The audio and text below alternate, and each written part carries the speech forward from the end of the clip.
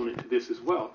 And I ought to be held accountable for those things that are within my area of responsibility. I should be held accountable for things that are factually correct as opposed to those things that are politically desired. And I'm more than willing to admit mistakes when I have made them.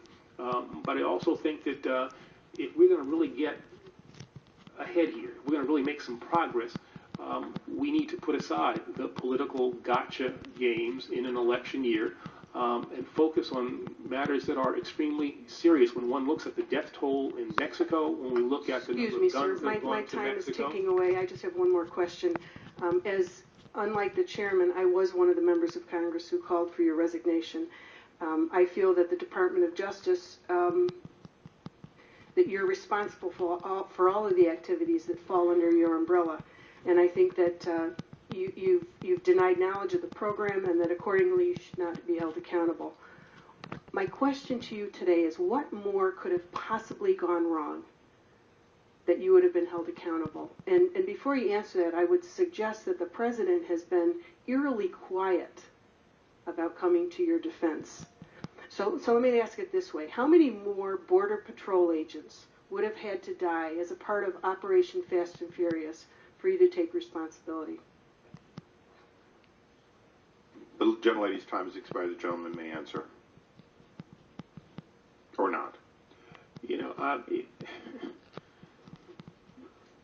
That's the kind of thing, you wonder why you're getting those calls. I mean, people will focus on a question as much as an answer. And, as a member of Congress, really, is that the way in which you want to be seen, you want to be known? I should be held accountable for certainly my role in whatever I did or didn't do in connection with the supervision of Fast and Furious. But, yeah, I'm Attorney General of the United States, and I should also be held accountable and perhaps even given some credit. Imagine that, given some credit for the things that this Justice Department has done under my leadership, whether it deals with national security, revitalized antitrust, a revitalized civil rights enforcement effort. And so one has to balance all of these things. I'm not claiming to be a perfect person or a perfect Attorney General. I get up every day and try to do the best job that I can. I have great faith in the people who work in the department. And, that kind of question, I think is frankly, and again, respect, I think that's beneath a member of Congress. Well, the gentleman is concluded, I think.